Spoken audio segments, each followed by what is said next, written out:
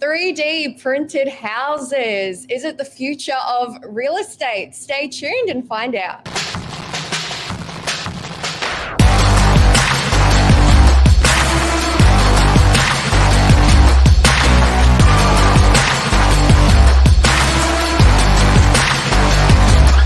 I'm the ringleader, so listen up. Good morning, Jess. Morning, a bit different today. I know we got the Patterson sisters on instead of the lovely Mark Novak. So in case anyone watching didn't know, Jess and I are sisters. We both work at Novak. I'm in the media team, and Jess? I'm in the sales team, so two different sides of the business, but we both work together quite closely. Yeah, and then we got our mum working in the commercial side of real estate. So we got foot in every door in that sense. Yeah. And then today, what were we talking about today, Jess? So today we're going to be talking about 3D printers. Nats is more of the expert, so I'm going to be asking a lot of the questions about 3D printers around the world. It's a new thing, something that's come up in Europe, but Australia has jumped on the bandwagon. Hey Nats, can you get some photos up so everyone can have a look at what a 3D printed house looks like? Yeah, so I've actually got one behind me. I think this is one that was done in Germany. It's one of the nicer looking ones. So there we go. I think it's up to taste, these 3D printed houses though. This is one that was recently done in Melbourne. Just share my screen. This was the first 3D house, and it's the term house you could put very loosely, because I wouldn't really describe it as a house. It's more of a room, but this was a 1-bedroom unit. It was more of a test in Melbourne. And Jess, have a guess how many days it took to make this? 2. No, 3. No, we actually had, in our school, we had a 3D printer in our high school. Remember, Nat? Yeah. And it's a really interesting thing. So the way that it works is you design something online and then you'll send that to the printer, and then that's how it comes out. So it's a lot of computer skills rather than, traditional architectural design skills. Yeah. It's really interesting, because even looking at that photo, you can see that you've got probably what comes to mind for me with 3D printing, like the sort of lines going across, like if you look towards where that chair is and the door in the back corner. But then you've also got some patterns that you can play with. So that leafy window, it's really interesting to see how I think there's a lot of potential in that in terms of design, but we're still really learning about it. And what's going on. Yeah, and just as Ben said, like 3D printed houses are something, it's not really happening right now, but sort of like what people were saying about cryptocurrency like a few years ago, it's going to happen in the future. And as we can see, that's really lifted up. Yeah, for sure. What are the benefits of a 3D printed house? Well, I think the main thing that is a benefit for a lot of people is that it's really environmentally friendly. So the thing with a 3D printed house like this one is that you can exactly measure how much resources you need to build it. You have no waste involved, because it's all a computer, it's all numbers, it's all maths, like zero wastage. And that's a big thing. I was reading up yesterday that actually 30% of wastage in Australia is from concrete and rubble, like from construction sites. And so if people that are worried about that and their environmental footprint, especially if they're building off the plan or want to build a new house or something a bit different like this one, something that people will have to consider. Not only that, but it ends up being cheaper, because if you're purchasing, like one of the most expensive parts of construction is the cost of resources, which is going up. So if you can minimize the cost of resources by minimizing waste, then it would make sense. Like Germany is always at the forefront of all of these types of things. They're always thinking about sustainability, but also efficiency. And that kind of makes sense why they would be one of the pioneers of 3D printed houses. Yeah, and as Luke's, the new technology, it's really interesting. And I think it's quite fun if you think about it. And if you're someone who's probably not an architect, but knows a lot about computer science and coding and like that stuff. How cool would it to be to say like, oh, I actually designed like the living room, like the yeah, for sure. behind these lines. But yeah, I think another thing that's really cool about 3D houses is that they are really quick to go up. Like if you think about how long a construction site takes, and then think back to that one in Melbourne, it took 3 days to make a room, and that's done. How much does it cost? So I read up a bit about it because this is the hard thing is right now there aren't enough architects to actually design 3D printed houses because it's a completely new skill. So a lot of the architects aren't trained in that technology, but it costs, where traditionally the walls for a 250 square meter house, instead of it being 60 to 80K, do you want to have a guess?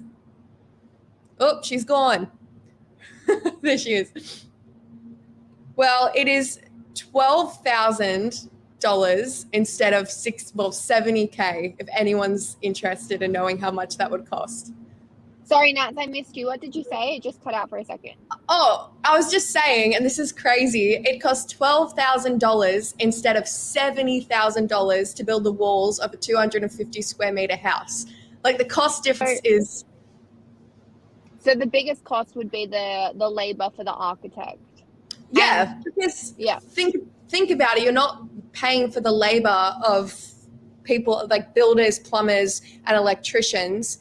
But then one thing with that, people were worried that it would cut down on labor costs. But then later, after you've built like the base of your 3D house, of course, you're going to have to hire more labor to go into the piping and set up the electrical cords. So it's not something that's going to cut out that entire sector. It would be really good as well, I think, for especially what's happening at the moment in Queensland. A lot of people have lost their houses, and it's going to be a really long time before construction can be done again, and people will have homes. So it's a way to quickly rebuild after natural disaster. Yeah. And what do you think about this question, Jess? Like from a sales perspective, and probably you're probably more knowledgeable in this type of real estate than I am. Do you think councils and governments will allow it?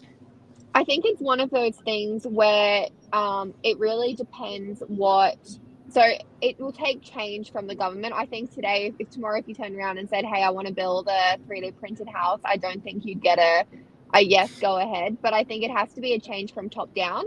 So if the government sort of sees other countries as proxies like Germany, like Denmark, where this has become really successful, it might be something that they promote even as allowed, because there's benefits to the country as a whole as well as to the individual person purchasing the house.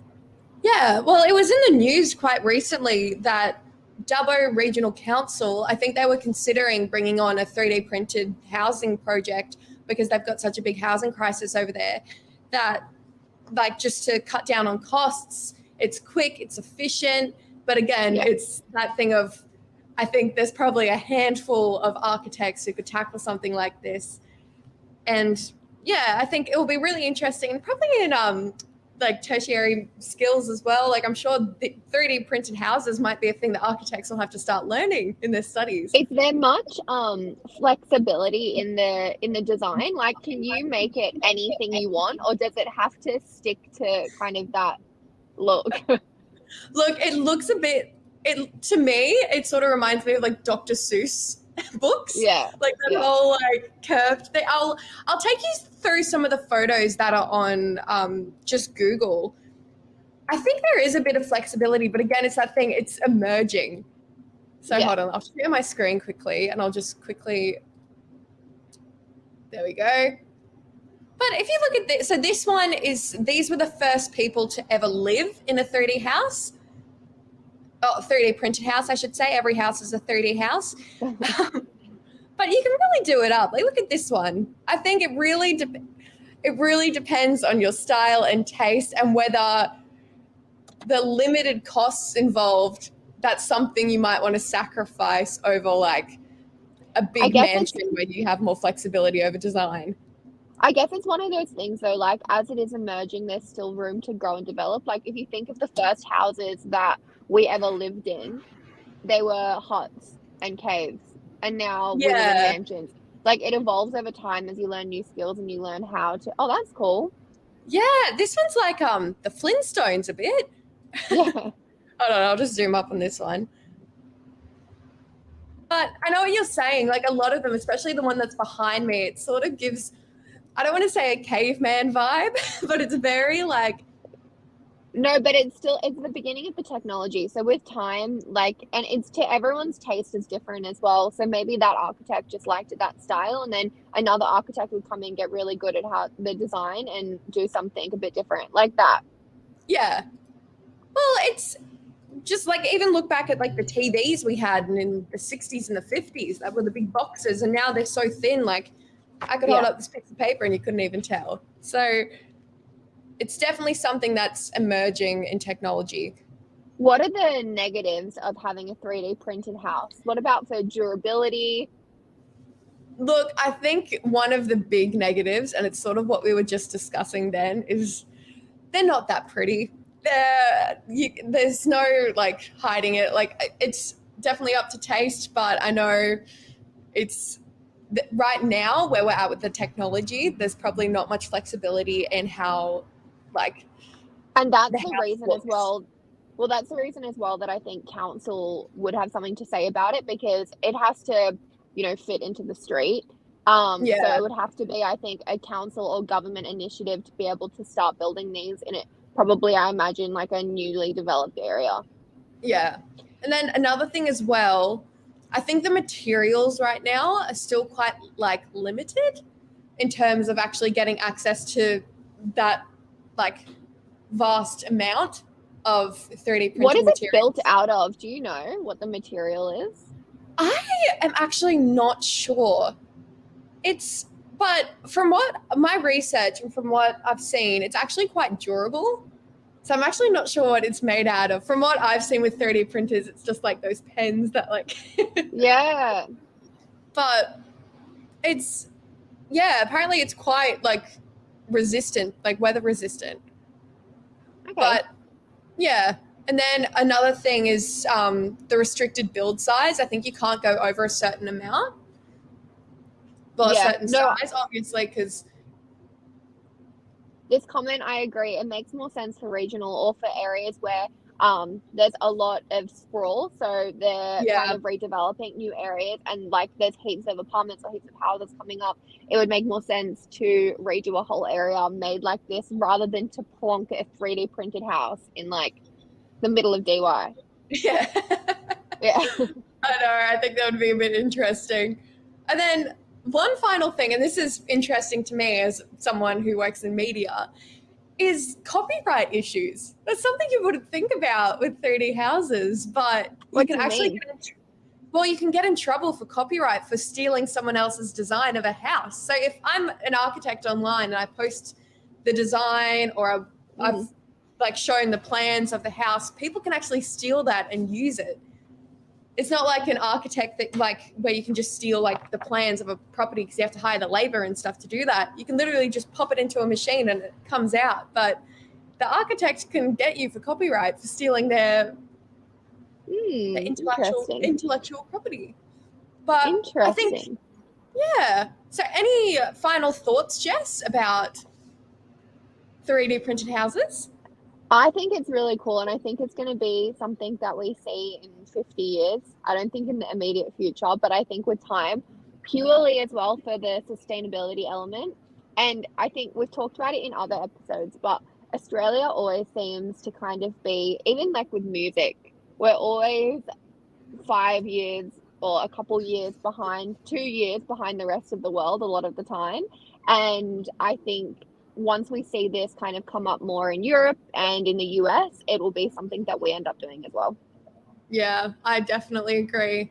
So if you're just tuning in now and want to hear the summary of what we've talked about, 3D houses, they're quick, they go up in a couple days, they're significantly cheaper than regular houses. Right now, we don't have the skilled labor to put them up, but it's definitely something in the future that is worth considering in real estate. Easy. Sure. Well, cool. Alrighty. Well, everyone, I hope you have a lovely day. And thanks, Jess, for joining me. No worries. Have a good morning. You too. See ya. Bye.